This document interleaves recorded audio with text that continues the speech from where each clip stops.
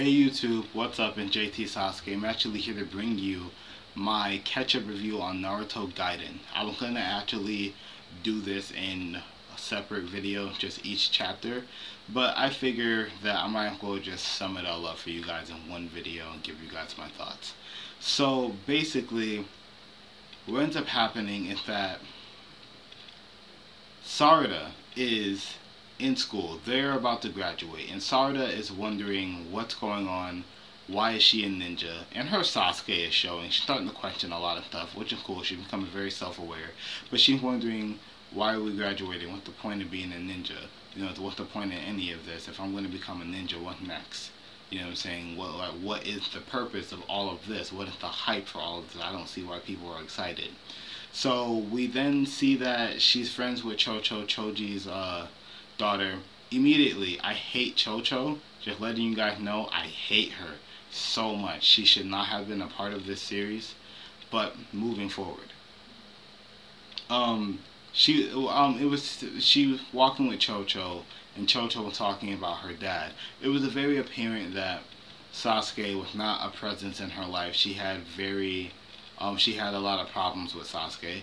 And it's not like her and Sasuke had problems. It's just that she had a problem with the fact that Sasuke was never present in her life. She doesn't have any memories of him in their life, which is sad. And what ends up happening is that she ends up telling Chocho, look, you should probably end up, you know what I'm saying, go training with your father. And she was like, oh, what, you're a new Uchiha, so you don't have to train, right? That and the third. And she was like, no, I was saying that because at least you have a father. But right before she could finish, something else caught her attention, and she ended up leaving. She ended up seeing Boruto, who was training with Naruto, and Boruto hid. Naruto ran away after asking her if she seen Boruto, and she pointed the opposite way. So what ended up happening is, after that, she ends up going home, talking to Sakura, questioning Sakura about her marriage with Sasuke, to which Sakura gets pissed off at her and punches the ground and lets her know that she is married to her father, aka Sasuke. What ends up happening is that Sakura ends up destroying the house, and then she passes out because she was upset about the fact that she destroyed the house, and she didn't even finish paying the payments on it. So what ended up happening was Chocho decided that her parents weren't her parents, and she wanted to go find her real parents. And she took that as an opportunity to go find her father, Sasuke. So what ended up happening is Naruto ended up getting a call from Sasuke. Not a call, but like a messenger bird. And what ended up happening was Naruto ended up having to go meet Sasuke.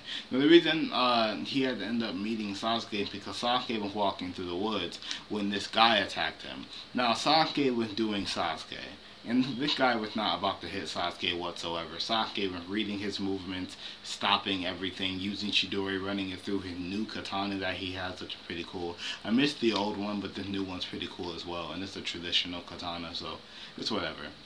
And the guy ends up being he looks really pale, and he ends up having a Mangekyo Sharingan, and he bails and he goes back to somebody in a hooded cloak wearing a Akatsuki robe, saying, the guy in the Akatsuki robe asked the pale kid how's his skill.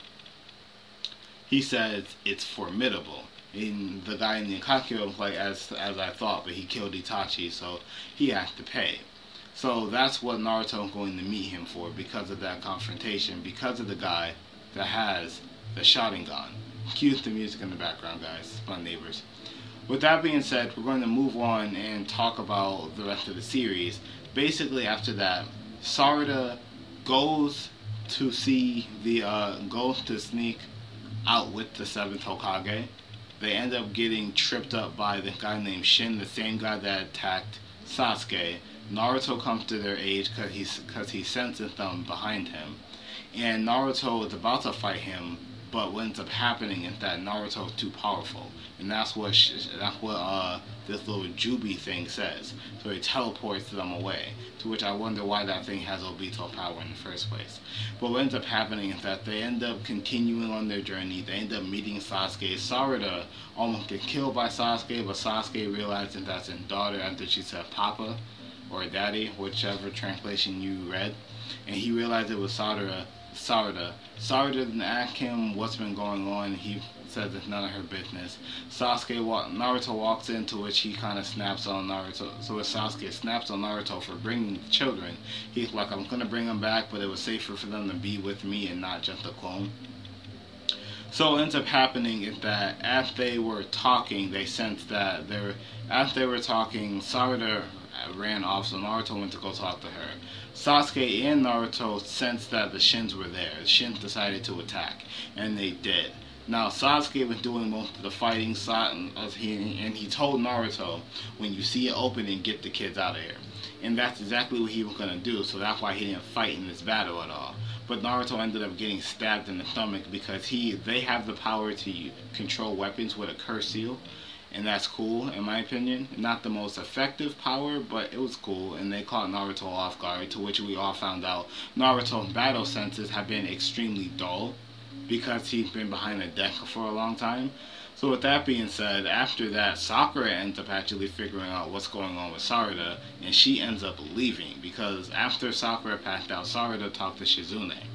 So what ended up happening was, after Sakura woke up, she was filled in by Shizune, and she ended up leaving. So when Sasuke and Naruto needed her most, Sakura actually came through. Now, what makes me upset with Sakura is that she checked on Sasuke and Sarada, but not Naruto. I get it, that's her husband, and that's her daughter.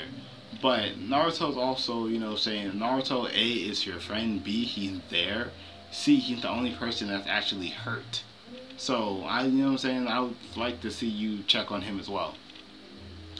So what ends up happening is that she gets captured, and she ends up talking to him, and I think healing him as well, trying to figure out his motives. By the end of all that, she said that the only reason you're even here and alive is because my husband was investigating you.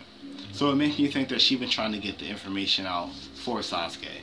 So what ends up happening is, while that's going on, they decide to go to everyone else. Naruto, Sasuke, Chocho, and Sarada decide to go to Orochimaru's hideout.